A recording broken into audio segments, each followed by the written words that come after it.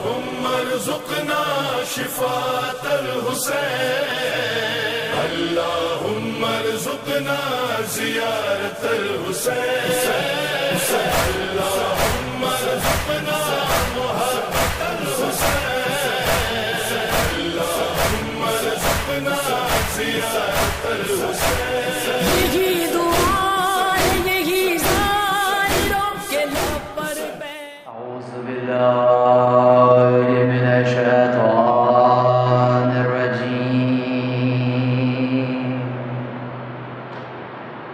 بسم اللہ الرحمن الرحیم، الحمد للہ رب العالمین،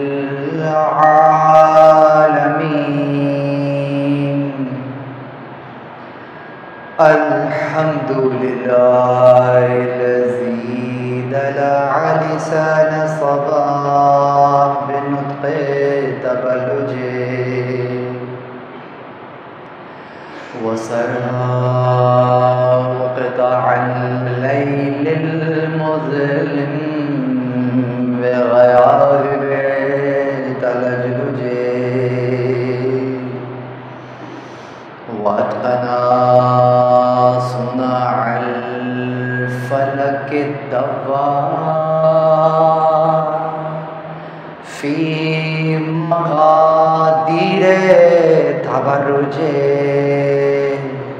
وشعشع ذراع الشمس بنور تعجج،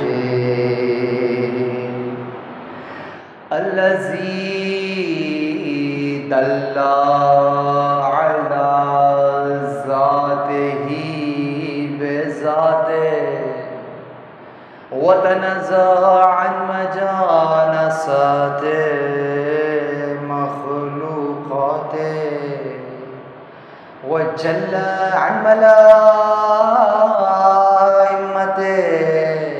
كيفياته، الذي قرب من خطرات الظنون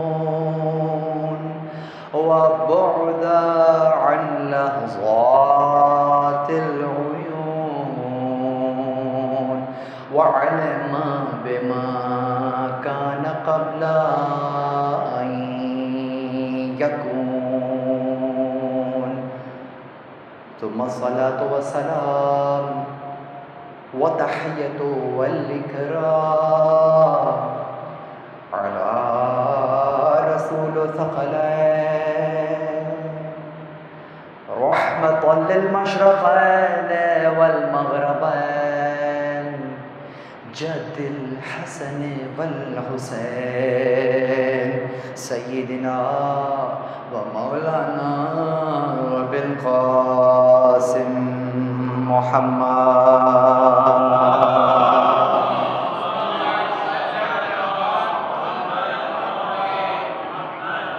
وأهل بيته الطيبين الطاهرين المعصومين المظلومين المنتجبين،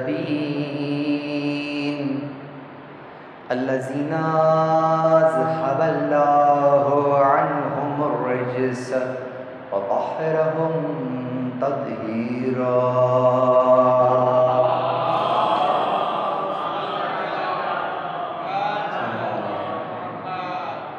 ولعنة الله على أعدائهم من يوم عداوتهم إلى قيام يوم الدين. أما بعد، قال الله سبحانه وتعالى في محكم كتابه المجيد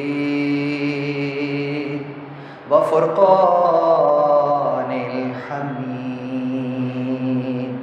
بسم الله الرحمن الرحيم. الله الذي خلق السماوات والأرض وما بينهما في 6 أيام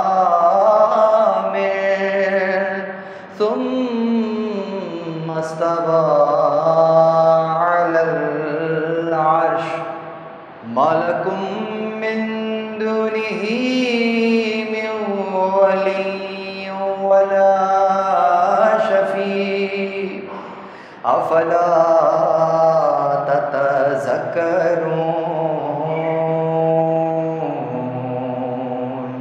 درود پڑھے محمد والے محمد پر.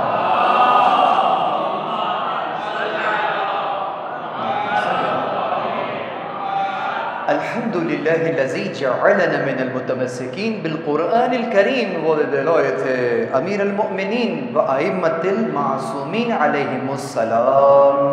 اللهم صل على محمد وآل محمد. تمام تر تعریفیں خدائے وحدہ لا شریک کے لیے درود اور سلام محمد اور اہل بیت محمد علیہ السلام کی ذوات مقدسہ پر حمد ہے. اس خدا کی جس نے ہمیں اور آپ کو قرآن کریم ولایت امیر المؤمنین اور دیگر ائمہ علیہم السلام کی ولایت سے متمسک کیا. عزیزان گرامی قدر، پروردگار کا لطف ہے، احسان ہے کہ اس نے آج ہمیں پھر ایک موقع دیا کہ ہم اور آپ آج اس فرش اعضاء پر موجود ہیں اور خمسہ مجالس کی یہ تیسری مجلس کہ جس کا عنوان حقیقت ولایت قرار پایا ہے. گفتگو سورہ مبارکہ سجدہ کی ذیل میں جاری و ساری ہے اور جس آیت کا سہارا اس موضوع کو آگے لے کر چلنے کے لیے کیا گیا وہ سورہ سجدہ کی 4 نمبر کی آیت ہے. پروردگار عالم ارشاد فرما رہا ہے اللہ. آیت کا آغاز اللہ سے ہوا، بارہا بیان کیا گیا، مختلف منابر سے بیان کیا گیا. یقیناً مجھ سے بہتر لوگوں سے آپ اس آیت کی تفسیر یقیناً سن چکے ہوں گے، تو اس لیے فقط تذکر دے رہا ہوں، فقط یاد دہانی کرا رہا ہوں. کبھی کبھی یاد دہانی کرانا بھی یقیناً اجر اور ثواب کا باعث تو ہوتا ہی ہے، لیکن کسی حقیقت کی طرف اشارہ کرنے کے لیے بھی ضروری ہوتا ہے. جیسا کہ اگر میں پوچھوں کہ کیا ہم اس وقت مسجد میں نہیں ہیں؟ یقیناً مسجد میں ہیں. پوچھنے والا بھی جانتا ہے، جس سے پوچھا جا رہا ہے وہ بھی جانتے ہیں. تو بسا اوقات کچھ حقیقتوں کا بیان اس لحاظ سے بھی ضروری ہے کہ اس میں تفکر اور تدبر کے لیے یقیناً گنجائش موجود ہے. آیہ کریمہ کا آغاز اسم جلالہ سے ہوا ہے. اسم جلالہ پروردگار کے بہت سارے اسماء ہیں. وَلِلَّهِ الْأَسْمَاءُ الْحُسْنَى فَادْعُوهُ بِهَا. اس کے اچھے اچھے نام ہیں، انہیں ان ناموں کے ساتھ پکارو. جو آیت ہے وہی ترجمہ کیا ہے، ترجمے میں خیانت نہیں کی. وَلِلَّهِ الْأَسْمَاءُ الْحُسْنَى، اللہ کے لیے اچھے اچھے نام ہیں، انہیں ان ناموں کے ساتھ پکارو. گویا یقیناً اس کو پکارنے کے لیے، اس تک پہنچنے کے لیے تم محتاج ہوگے. یقیناً کچھ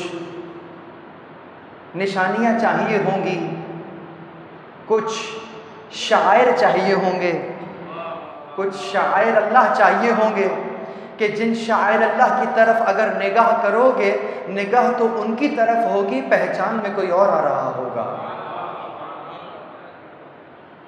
ایسا ہی ہے. مگر اس شعور کو بیدار کرنے کے لیے عقل اور فہم اس منزل پر ہو کہ نشانی کو دیکھ کر اصل کی طرف پہنچ جایا جائے.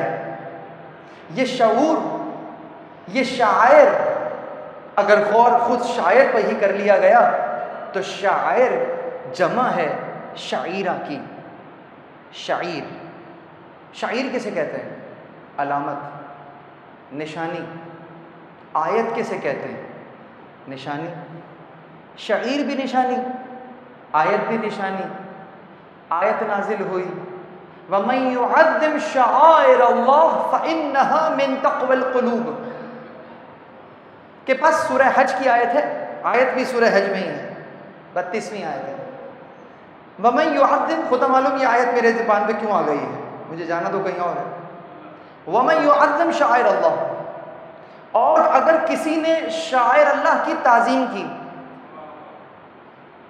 فَإِنَّهَا، پس یہ، کیا یہ اشارہ کیا کسی طرف، یہ جو تعظیم ہے یعنی تم جو یہ تعظیم کر رہے ہو نا، یہ فَإِنَّهَا، یہ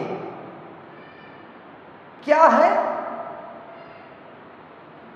فَإِنَّهَا مِن تَقْوَى الْقُلُوبِ، یہ قلوب کے تقوی کی نشانی یا اس میں سے ہے، اس کی علامت ہے.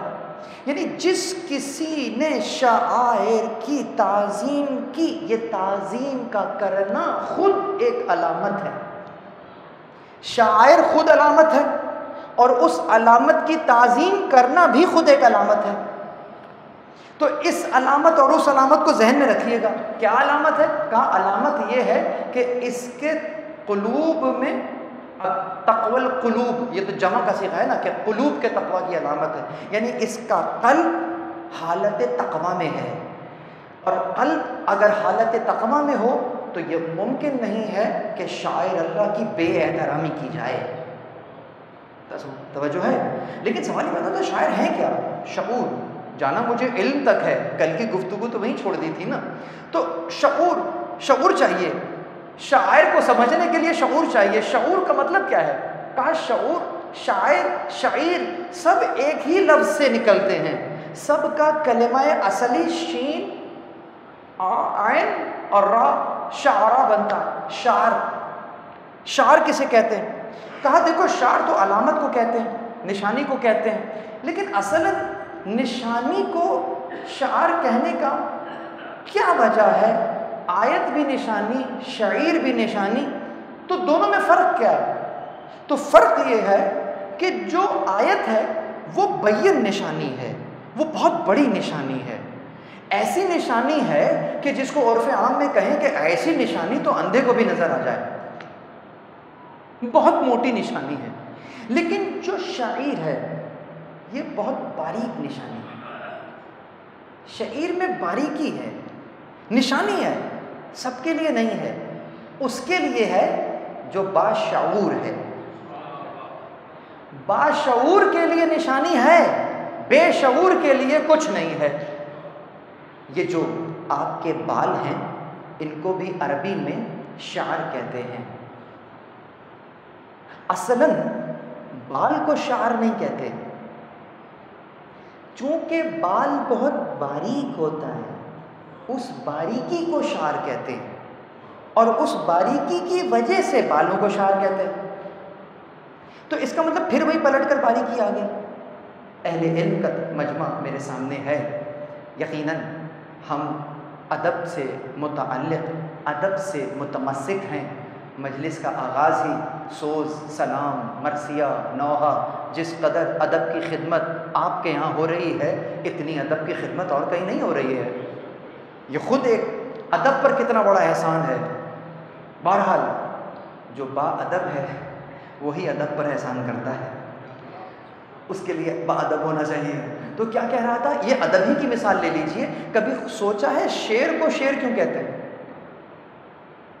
شعر بھی تو شعر ہے، اس شعر کے اندر کون سی نشانی ہے اور بہت باریک ہے؟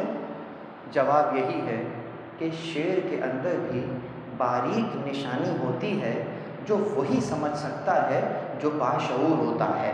جس کو ادبی شعور ہوتا ہے وہی شعر کے اندر کی لطافت کو سمجھ سکتا ہے، جس کو علم بھی ہوتا ہے، جس کو شعور بھی ہوتا ہے. مثلاً بہت سے اشعار آپ نے اور میں نے سن رکھے ہیں. تبرکاً اگر چند اشعار پڑھوں اور آپ دیکھیں کہ کس انداز سے اس کے اندر باریک باریک نشانیاں ہوتی ہیں. مثلاً شاعر کہہ رہا ہے کہ حر کو میرے حسین نے ایسا بدل دیا، نظریں وہی رہیں، نظریہ بدل دیا. اب کسی کو کیا معلوم کہ ہم نے کیا کہا؟ اگر تاریخ نہ معلوم ہو، اگر حر کو کوئی نہ جانتا ہو، اسے کیا پتا کہ کیا چیز بدل گئی ہے؟ نظریں وہی رہیں، نظریہ بدل گیا۔ ہیرے کو روشنی میں پرکھتے ہیں جوہری، ہیرے کو روشنی میں پرکھتے ہیں جوہری، شبیر نے مگر یہ طریقہ بدل دیا۔ شبیر نے، اب کسی کو کیا پتا کیا مطلب ہیرا، جوہری، روشنی، کیا بات ہو رہی ہے؟ کسی کو کیا پتا شب عاشور حسین نے اپنے ہیروں کو روشنی میں نہیں چراغ کو بجھا کر دیکھا تھا، اور شاعر نے کہا بجھایا ایک دیا شہنے 72 ہو گئے روشن، اندھیرا خود پریشان ہے، بجھا کیا تھا جلا کیا ہے؟ بجھا کیا تھا جلا کیا ہے؟ 72 ہو گئے روشن۔ کسی کو کیا معلوم کہ ہیرا، روشنی، یہ کیا باتیں کر رہے ہیں یہ لوگ؟ سطح زمین سے اٹھی تو آنکھوں میں آ گئی، سطح زمین سے اٹھی تو آنکھوں میں آ گئی، عباس نے فرات کا رستہ بدل دیا۔ قیامت تک فرات جاری رہے گی، لیکن اب زمین سے نہیں، آنکھوں سے جاری رہے گی۔ اللہ اکبر! کیا کہ ہم کو ذرا تصور کیجئے گا، شعر سمجھانا چاہ رہا تھا، شعر کی باریکی سمجھانا چاہ رہا تھا، نزاکت سمجھا رہا تھا۔ ہم کو تو حر ملا اور انہیں حرملا ملا، ہم کو تو حر ملا اور انہیں حرملا ملا، نظروں کے کھیل کھیل نے املا بدل دیا، نظروں کے کھیل کھیل نے املا بدل دیا۔ کیا شعر کی لطافت دیکھ رہے ہیں؟ یہ شاعر کا کلام ہے، سمجھنے کے لیے شعور چاہیے، بے شعور شعر نہیں سمجھ سکتا، شاعر کیا سمجھے گا؟ اور ایگزامپل دے دیتا ہوں، پھر بات کو آگے بڑھا دیتا ہوں۔ یہ بتائیے کہ اگر خدا نہ خواستہ آپ کو محسوس ہو کہ کسی کو بخار آ گیا ہے تو تھرمو میٹر لگاتے ہیں، تھرمو میٹر لگانے کے بعد نظریں کہاں ہوتی ہیں؟ نظریں تو پارے کے اوپر ہیں، نظریں تو پوائنٹر کے اوپر ہیں، اور وہ بیان کرتا ہے کہ جناب یہ جو ٹیمپریچر ہے یہ جناب 100 کے قریب ہے، تو پوائنٹر نے تو تمہیں بتایا 100 کے قریب ٹیمپریچر ہے، تم نے جو شے استعمال کی اس کو تھرمامیٹر کہہ رہے تھے، جو دیکھ رہے تھے وہ پارے کو دیکھ رہے تھے، جس نمبر پر پارا آیا ہے وہ 100 ہے، نظر 100 پر آ رہی ہے، نتیجہ تم نے نکالا کہ انہیں تو بخار ہے۔ کیا تھرمامیٹر میں بخار دکھا ہے؟ تھرمامیٹر میں کیا آپ کو بخار دکھا ہے؟ کہا نہیں، بخار نہیں دکھا، تھرمامیٹر میں تو نشانی دکھی ہے۔ یہی تو شاعر ہے، یہی تو وہ نشانی تھی کہ نظر کچھ آ رہا ہے، لیکن جو نظر آ رہا ہے وہ نہیں، اس کے پیچھے کوئی حقیقت ہے، درک کرو۔ تو اس کو کہیں گے شعار، یعنی کہ اس کے اندر ایک باریک نشانی ہے، نظر 100 ٹیمپریچر پہ ہے لیکن مصداق بخار کو قرار دیا جس کی کچھ خصوصیات ہیں، اور یہاں تم نے دوا لکھ کر دے دی۔ اسی طریقے سے شاعر ہے، ان الصف والمروہ من شعائر اللہ، صفا اور مروہ شعائر اللہ میں سے ہیں، شعائر اللہ نہیں ہیں، شعائر میں سے ہیں۔ گویا پروردگار کی بھی کوئی فہرست ہے شعائر اللہ کی، جس میں سے صفا اور مروہ بھی ہیں ہی نہیں ہیں۔ اس بھی کو سمجھیں، دیکھیں شاعر اللہ میں سے ہیں۔ اچھا اب کیا ہے شاعر؟ کہا دیکھو ایک بے شعور انسان نے جب اس پہاڑی کو دیکھا تو یہی کہا کہ کیا ہے اس میں؟ یہ تو پہاڑی ہے، پتھر ہے، مٹی ہے، سخت چٹان ہے، تمہیں کیا معلوم کہ جو تم دیکھ رہے ہو تمہاری نظر میں فقط پتھر آ رہے ہیں، یہ پتھر تمہاری نظر پہ نہیں تمہاری عقل پر آ رہے ہیں۔ اگر تو فقط نظر پتھر پر رک گئی ہے تو پھر یہ پتھر فقط خارج میں نہیں باطن میں بھی ہے، کہ تمہاری نظر اس پتھر کے سینے کو چیر کر اس پہاڑی کے پیچھے نہیں گئی۔ کس انداز سے میرے جملوں کو واقعات اور جس فرش پر بیٹھے ہو اس سے ملا لینا، یعنی کہ جب تم نے ان دو پہاڑیوں کو دیکھا تو تم نے فقط انہیں پتھر اور مٹی جانا، لیکن اگر شعور کے عالم میں ان پہاڑیوں کو دیکھو گے، میرے جملوں پر غور کیجئے گا کہ تم دو پہاڑیوں کے درمیان میں ایک منظر دیکھو گے، اور وہ منظر یہ ہے کہ ایک حجت خدا اللہ کے حکم سے اپنے خانوادے کو اس بے آب و گیا صحرا میں چھوڑ کر جا رہا ہے۔ اب میں الفاظ بدل رہا ہوں۔ حجت زمان اپنی ناصرہ کو بے آب و گیا میدان میں چھوڑ کر جا رہا ہے، اور ناصر امام زمان کا شعور اور اس کی نصرت، اس کا خلوص اتنا بلند ہے کہ پلٹ کر ان سے سوال نہیں کر رہی کہ ہمیں کس کے آسرے پر چھوڑے جا رہے ہو۔ حجت خدا نے کہا رک جاؤ، یہ رک گئیں۔ ارے چلو اپنی بات ہوتی تو سمجھ لیتے، ان کی گود میں ایک معصوم بچہ بھی ہے، یہی کہہ دیں کہ میرا نہیں تو اسی کا خیال کیجئے۔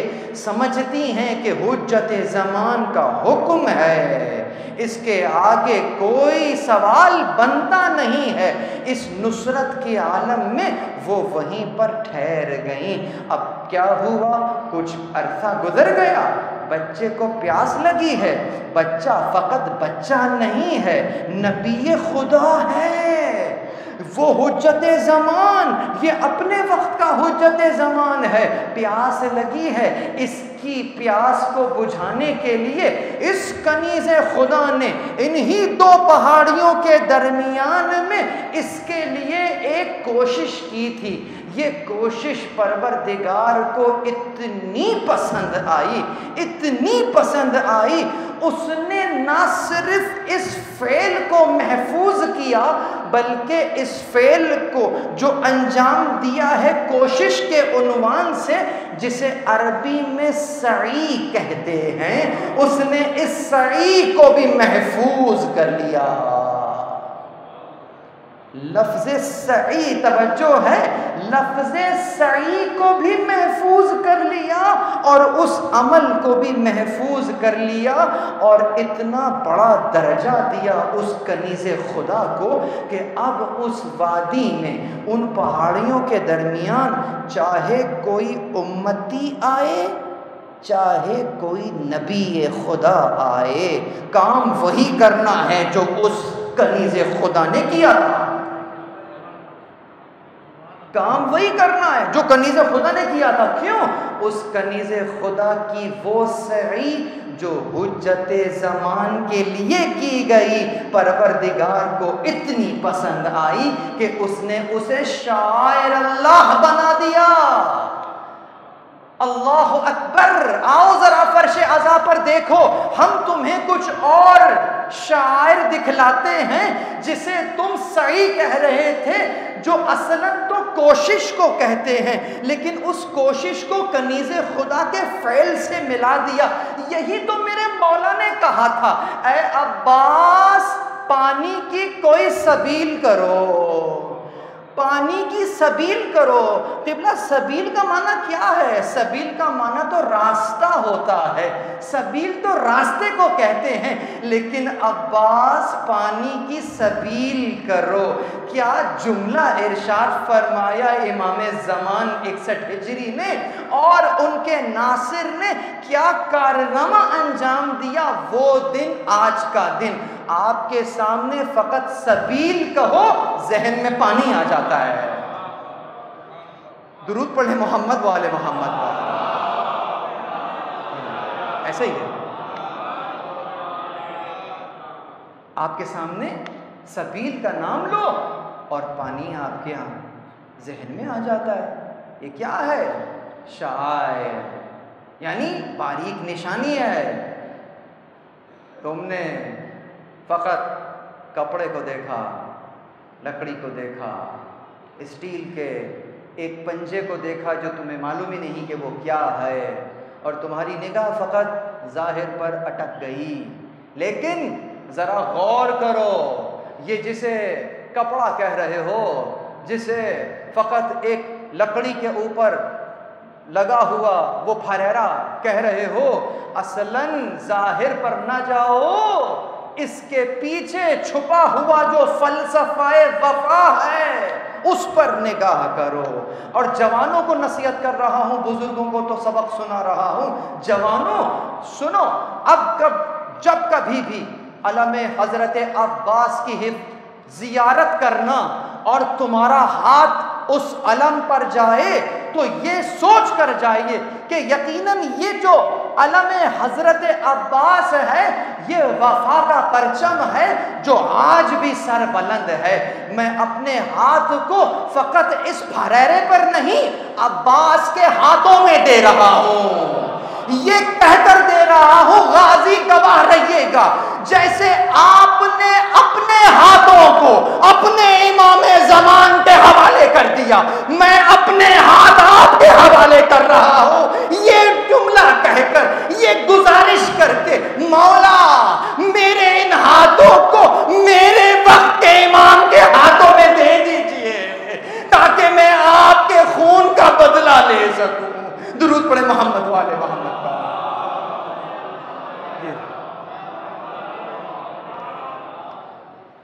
اب جب تمہیں علم عباس حضرت عباس نظر آئے گا، سمجھ جانا تمہارے لیے شفاعت کے دروازے کھل گئے ہیں. یہ نظریہ لے کر علم کی زیارت کرنا، یہ زیارت قبول بھی ہے، مقبول بھی ہے. اب حضرت عباس کا وہ علم جو آج بھی لہرا رہا ہے، یعنی اپنے وقت کے امام کی سپاہ میں جو سپاہ سالار تھا، اس کا نشان آج بھی اس دور کے سپاہیوں کو اپنی طرف جذب کر رہا ہے کہ آ جاؤ، اس پھریرے کے نیچے آ جاؤ اور دیکھو کل یہ ہمارے ہاتھوں میں تھا، خدا معلوم آج تم میں سے کس کے ہاتھوں میں ہو. سمجھو بات کو، سمجھو. باتیں مشکل ہیں لیکن کیا کروں، زبان پر آ رہی ہیں. اس نظریے سے، یہ نظریہ لے کر اگر مجلس میں بیٹھے ہو تو جانتے ہو چھٹے امام کیا کہہ رہے ہیں؟ فرما رہے ہیں نفس المحبوم لظلمنا تسبیح، وہ سانس جو ہمارے غم میں کھنچتا ہے تسبیح کی مانند ہے، تسبیح کی مانند ہے. جملہ کہوں، دیکھیے پھر وہ کہوں گا نا، یہ فقط معلومات کا ذخیرہ نہ ہو. میں نے پہلی مجلس میں پتہ نہیں بیان کیا نہیں کیا، یاد نہیں کہاں کہا، ہم بہت سی چیزوں کو معرفت اور علم سمجھتے ہیں. کل بیان کیا تھا، علم اور ہے، معلومات اور ہے. معلومات تو یہ ہے کہ کوئی نامعلوم شے معلوم ہو جائے، یہ معلومات ہے. لیکن ابھی علم سے دور ہو. یہ حدیث جو کہ جن لوگوں نے نہیں سنی، آج اس منبر کے طفیل سن لی، ان کی معلومات میں اضافہ ہو گیا. لیکن علم آ گیا نہیں، علم سے دور ہے. نفس المحموم لظلمنا تسبیح، ہمارے اوپر ہونے والے ظلم کو ادراک کرنے کے بعد جو سانس کھچے وہ تسبیح ہے. اس جملے کو مولائے، یعنی یہ تو چھٹے امام کا جملہ ہے نا، یہ تو چھٹے امام نے فرمایا ہے. بے عین ہی اس روایت کو رکھو اور وہ شعبان کے آخری جمعے میں آقا علیہ الصلوۃ والسلام نے جو خطبہ شعبانیہ دیا تھا رمضان المبارک کے لیے، اس میں ایک جملہ ہم نے دیکھا اور کہا کہ وہ جو اللہ کا مہینہ تمہاری طرف آ رہا ہے، اس مہینے میں فرمایا انفاسکم فیہ تسبیح، تمہاری سانسیں اس مہینے میں تسبیح ہیں. رمضان کے مہینے میں لی جانے والی سانس تسبیح ہے. لیکن عزیزو یہ اللہ کا مہینہ ہے اور خدا کے دسترخوان پر یہ شے موجود ہے کہ اس مہینے میں تم فقط سانس کھینچو، یہ تسبیح ہے بس. لیکن خدا کے کچھ بندے ایسے ہیں کہ ان کو اللہ نے ایک ایسا دسترخوان دیا جس کے اوپر بیٹھ کر تسبیح کرنے کے لیے تمہیں دیوار پر لٹکے کیلنڈر کو نہیں دیکھنا ہے کہ یہ 12 مہینوں میں سے وہ مہینہ ہے یا نہیں ہے. بس جو دیکھنا ہے وہ اپنے اندر کی کیفیت کو دیکھنا ہے کہ کیا میرے ذہن میں، میرے شعور میں ان پر ہونے والے ظلم کی معرفت ہے یا نہیں ہے.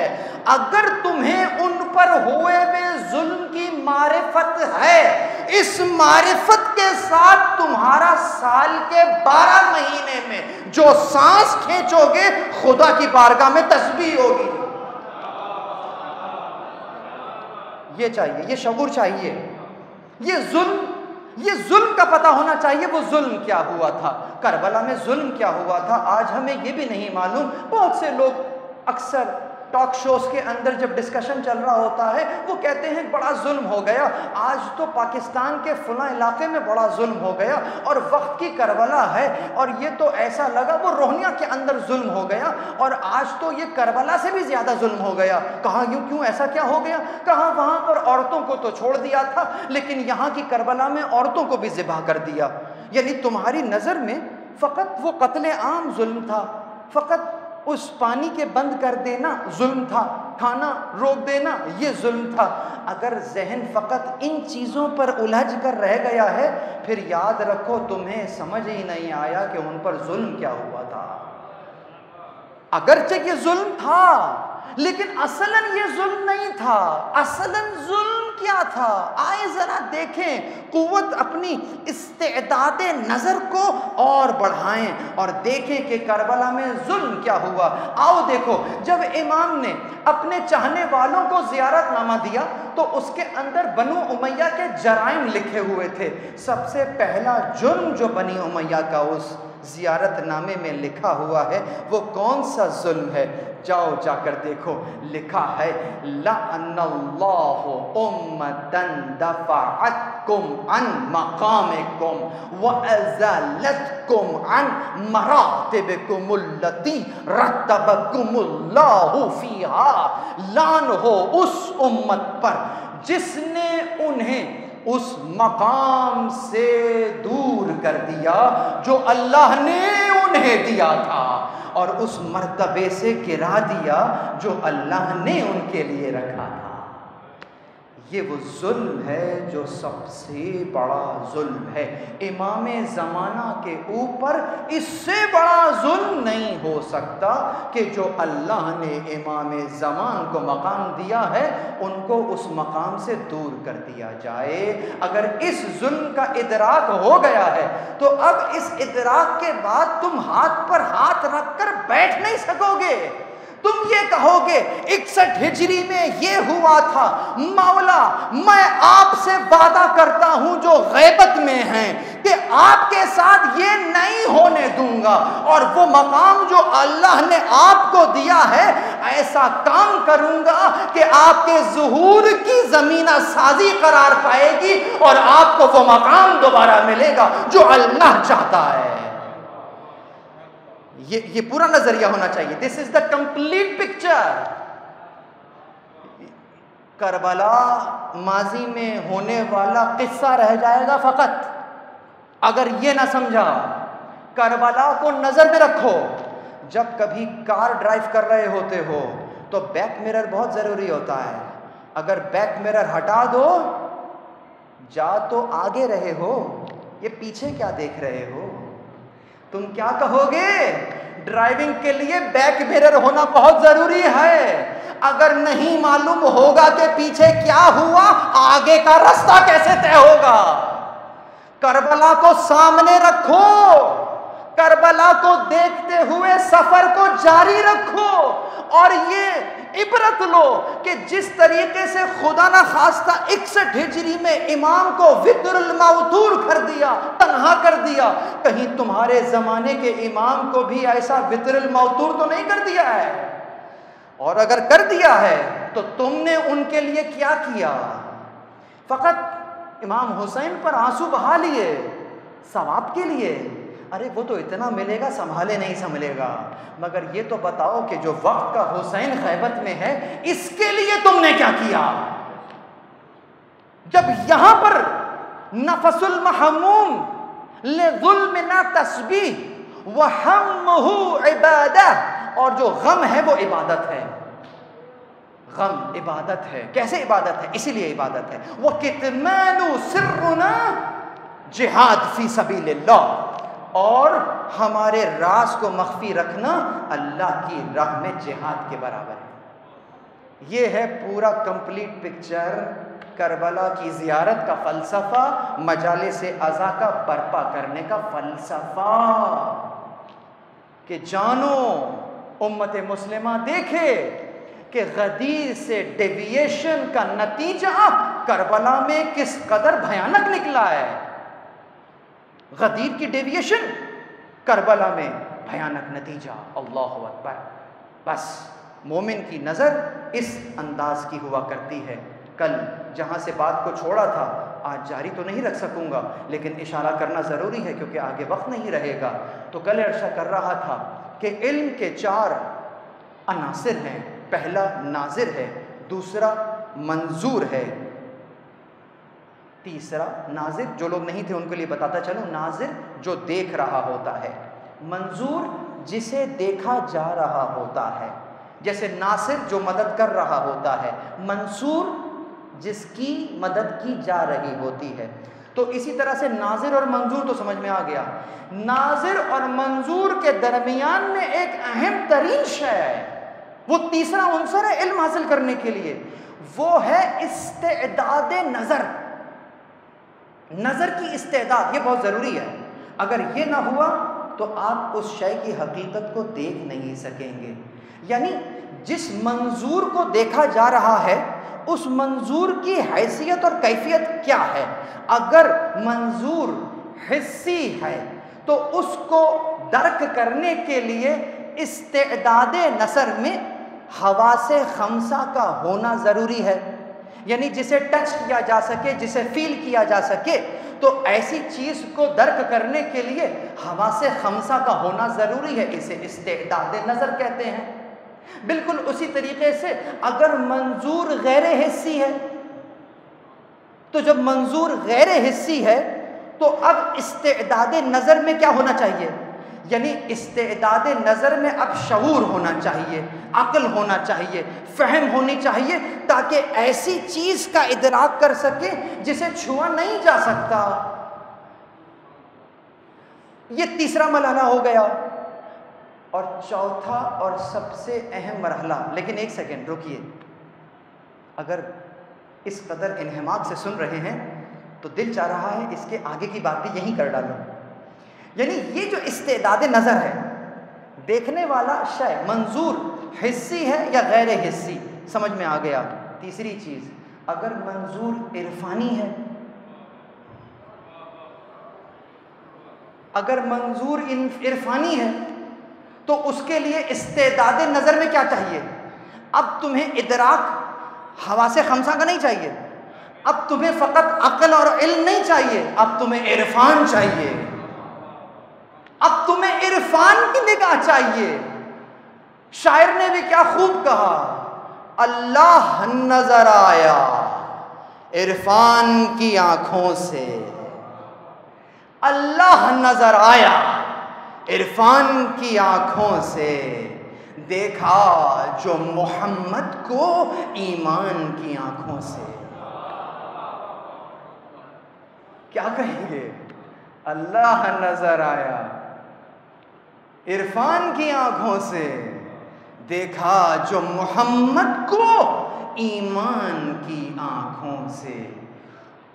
وہ اب وہ کیا کہتے ہیں؟ اللہ اکبر۔ اس کے بعد کا شعر تھوڑا خطرناک ہے، اگر سن سکیں تو سن لیجیے، لیکن بہرحال وہ عین حقیقت ہے، سرتاب قدم حق ہے، وہ عین حقیقت ہے، سرتاب قدم حق ہے، پوشیدہ ہے یہ صورت شیطان کی آنکھوں سے.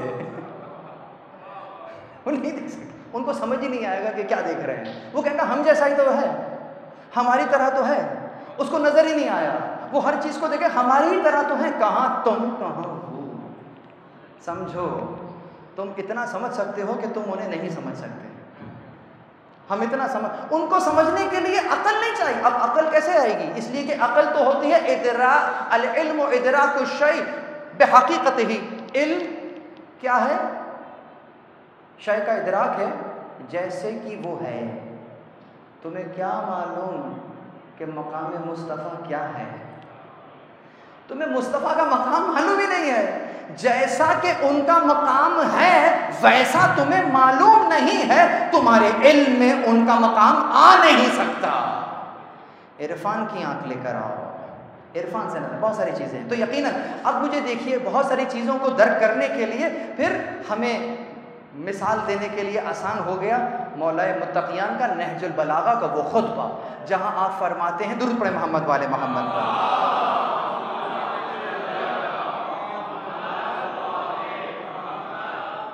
فرماتے ہیں کہ, اور یہ بحار الانوار کے اندر بھی موجود ہے, وَلَمْ يَجْمَعَ بَيْتٌ وَاحِدٌ يَوْمَئِذٍ فِي الْإِسْلَامِ غَيْرَ رَسُولِ اللَّهِ وَخَدِیجَةَ, کہ کسی گھر میں جمع نہیں ہوئے, کوئی خانوادہ, اسلامی خانوادہ ایک گھر میں جمع نہیں ہوا مگر یہ کہ وہ رسول اللہ تھے اور بی بی خدیجہ تھیں. وَأَنَا ثَالِثُهُمَا, اور میں ان میں کا تیسرا تھا. پھر فرماتے ہیں ارا نور الوحی والرسالہ واشم الریح النبوہ, میں وحی اور رسالت کے نور کو دیکھتا تھا اور نبوت کی خوشبو کو سونگتا تھا. وَلَقَدْ سَمِعْتُ رَنَّةَ الشَّيْطَانِ حِينَ نَزَلَتْ وَحِی, میں نے شیطان کی چیخ کو سنا جب وحی نازل ہوئی. تو میں نے سوال کیا, یا رسول اللہ, یہ جو آواز تھی, ما هذه الرنہ, یہ چیخ کیسی تھی؟ تو آپ نے فرمایا, فقال هذا الشیطان قد أئس من عبادته, ان کہ یہ جو چیخ تھی یہ شیطان کی چیخ تھی کہ اب وہ قیامت تک کے لیے مایوس ہو گیا. اور پھر کہا انک تسمع ما اسمع وترى ما ارى, اے علی تو وہ دیکھتا ہے جو میں دیکھتا ہوں, تو وہ سنتا ہے جو میں سنتا ہوں. بس فرق یہ ہے کہ میرے بعد کوئی نبی نہیں ہے. ذرا تصور کیجئے گا, آوازیں تو دو اٹھی تھیں. حین نزلت وحی, جب وحی نازل ہوئی, یہاں وحی نازل ہوئی, وہاں چیخ کی آواز آئی. پوچھنے والے نے یہ نہ پوچھا کہ یہ جو پہلی آواز تھی یہ کیا تھی, پوچھنے والے نے چیخ کے بارے میں پوچھا ہے کہ یہ چیخ کون سی چیخ تھی. گویا سماعتیں اتنی بلند تھیں جو کہہ رہے ہیں کہ ارا نور الوحی واشم الریح الرسالہ. سن رہے ہیں, دیکھ رہے ہیں, اے علی یقیناً میں جو سنتا ہوں وہ تو سنتا ہے. اب مجھے بتاؤ کہ یہ جو سن رہے تھے یہ علم کے کس انداز سے سن رہے تھے؟ عقل میں آنے والی تو شے نہیں ہے, ادراک میں آنے والی شے نہیں ہے. اس کا مطلب مولا متقیان رسول اللہ سے اس طریقے سے علم جذب کر رہے تھے جس طریقے سے رسول خدا نے وحی کے ذریعے سے جذب کیا. خدا نہ خواستہ یہ نہ سمجھ لیں کہ مولا علی پر وحی آ رہی تھی, ناز اللہ, ایسا نہیں ہے. لیکن ذرا یہ تو سمجھو کہ جو علم رسول اللہ کو دیا جا رہا ہے وہ علم ان تک ایسے آ رہا ہے جسے مرموز ذریعہ کہتے ہیں, نظر نہیں آ رہا, کیسے کیسے لے رہے ہیں. اس کے لیے استعداد نظر چاہیے. یقیناً بہت سے بیٹھے ہوں گے لیکن نظر اسی کو آیا کہ جو کہ صاحب نظر تھا. آج وقت نہیں ہے کہ واقعات بیان کروں, بس مختصر کروں گا. اللہ اکبر, آج کی گفتگو کو یہی روکنا ہوگا. لیکن بہت ساری چیزیں ہمیں نظر آتی ہیں لیکن حقیقت اس کے پیچھے متحقق ہوتی ہے جہاں تک ہماری نظر نہیں جاتی۔ آج جہاں سے مصائب کو چھوڑا تھا وہیں سے بیان کرنا چاہوں گا۔ کل میں نے زندان کا بیان کیا تھا، آج زندان کو تو بیان نہیں کروں گا لیکن ایک واقعہ نقل کروں گا۔ زندان ابن زیاد کا ہے، روشنی نہیں ہے، اگرچہ باہر اندھیرا بھی نہیں ہے لیکن اندر اتنی روشنی نہیں ہے کہ بہت کچھ دکھائی دیا جا سکے۔ زندان سمجھیے کیسا زندان تھا۔ راوی کہتا ہے کہ بی بی زینب کو ایسا محسوس ہوا کہ جیسے زندان میں سید سجاد نہیں ہیں۔ پریشان ہو گئے، کبھی اس کونے میں دیکھا کبھی اس کونے میں دیکھا، نظر نہیں آ رہے، پریشان ہو گئی کہاں گئے۔ اچانک سے زنجیروں کی آواز آئی، دیکھا سامنے سجاد موجود ہے۔ بیٹا کہاں تھے؟ پھوپھی اماں ایک فرض تھا جو نبھانے گیا تھا۔ بیٹا زندان میں اس وقت کون سا فرض تھا جو نبھانے گئے تھے؟ سن لیا، اب ذرا دوسری طرف کا سنو۔ وہاں بنی اسد کی عورتوں نے میدان میں دیکھا کس طریقے سے لاشیں پڑے ہوئے ہیں، ان کی غیرت نے گوارا نہیں کیا، گھر گئیں، بنی اسد سے کہا اپنے مردوں سے کہ تمہیں کیا ہو گیا ہے، تمہاری غیرت کو کیا ہو گیا ہے، اگر تم نہیں نکلو گے تو ہم خواتین حسین کو دفن کریں گے۔ جب یہ سنا تو بنی اسد کو غیرت آ گئی، اللہ اکبر، حسین غریب کی مظلومیت سمجھ میں آئی، مظلومیت سمجھ، عورتیں کہہ رہی ہیں ہم دفن کریں گے۔ تو یہاں پر بنی اسد نے پھاوڑا اور بیلچا لیا ہے اور پھر اس طریقے سے بھاگتے ہوئے وہاں گئے ہیں، خدا تمہیں کربلا لے جائے۔ آج انہوں نے اس صحیح کو بھی محفوظ رکھا ہوا ہے، جس طرح آج بھاگتے ہوئے آتے ہیں نا، اسی طرح اس دن بھی بھاگتے ہوئے آئے تھے، ہم دفن کریں گے زہرا کی کمائی کو۔ ارے پہنچ تو گئے لیکن پریشانی کیا ہے، سمجھ نہیں آ رہا کون سی لاش کس کی لاش ہے، کہیں پر بھی سر موجود نہیں، پہچانے تو کیسے پہچانے، تمام زخمی لاشیں پڑے ہوئے ہیں، کچھ سمجھ نہیں آ رہا حسین کی لاش کون سی ہے۔ ایک لاش ایسی نظر آئی جو دیگر لاشوں میں سب سے ممتاز تھی، پتھروں میں گھری ہوئی تھی، کوئی بھی جسم کا ٹکڑا ایسا سلامت نہیں تھا جس پہ زخم نہ لگے ہوں، ارے زخم پر زخم لگے ہوئے تھے، سمجھ گئے یہی لاش حسین کی ہے۔ تقریباً راوی لکھتا ہے 9 لوگوں نے لاش اٹھانے کی کوشش کی ہے، نہیں اٹھا سکے، پریشان ہو گئے۔ اسی پریشانی کی عالم میں دعا کے لیے ہاتھ بلند کیے، پروردگارا ہماری مدد اور نصرت فرما دے، بس یہاں دعا کی ہے۔ وہاں کوفہ کی طرف سے گرد و غبار اڑتا ہوا نظر آیا، کیا دیکھا، گھوڑے کے اوپر کوئی سوار آ رہا ہے، آہستہ آہستہ سوار قریب آیا، گھوڑے سے اتر گیا، اترنے کے بعد آہستہ آہستہ بنی اسد کے پاس آتا ہے، اپنا تعارف نہیں کرایا، آتے ساتھ ہی کیا کہا، اس لاش کو ایک طرف کر دو، اس لاش کو بھی ایک طرف کر دو۔ راوی کہتا ہے 17 لاشوں کو ایک طرف کر دیا گیا، کہا ایک قبر کھودو، اسے قبر میں ان 17 کو دفنا دو، پھر دوسری قبر کھدوائی، باقیوں کو ایک طرف کر رہے تھے، کہا رکو اس ایک لاش کو اس طرف کر دو، ایک لاش کو ایک طرف کروایا، اس کے بعد پھر دفن کے لیے اس لاش کی طرف بڑھے جس کے لیے 9 لوگوں نے اٹھایا کر نہیں اٹھی تھی۔ جب وہاں جانے لگے تو بنی اسد کے لوگ بھی پیچھے آئے، ہم نے 9 لوگوں نے اٹھایا تھا، ہم سے نہ اٹھی تھی، آپ سے تنہا نہیں اٹھے گی، ہاتھ کے اشارے سے روک دیا، بنی اسد وہیں رک جاؤ، انہیں دفن کرنے کے لیے کچھ اور ہستیاں آ گئی ہیں۔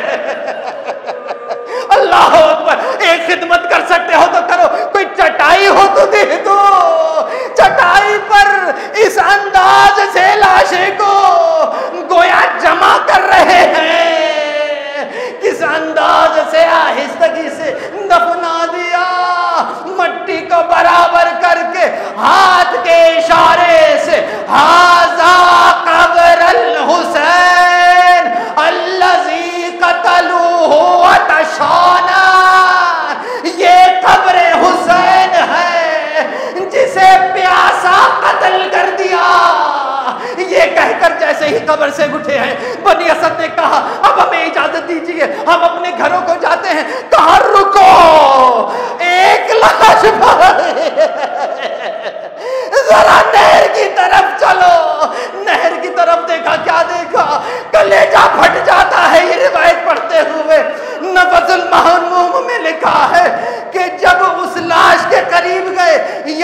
ہاتھ کے اشارے سے ہمیں روک دیا. قبر بنائی لیکن قبر بہت طویل نہیں بنائی، اس لیے کہ لاش کی حالت یہ تھی کہ جب ایک حصے کو اٹھاتے تھے دوسرا حصہ گر جاتا تھا. اتنے ٹکڑوں میں غازی کا بدن پامال ہو چکا.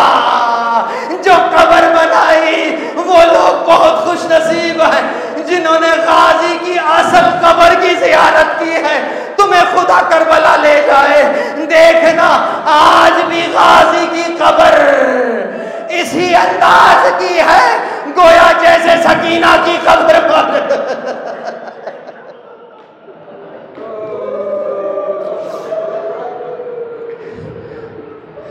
لعنت اللہ علی القوم الظالمین، ان اللہ و انا الیہ راجعون. ماتم حسین.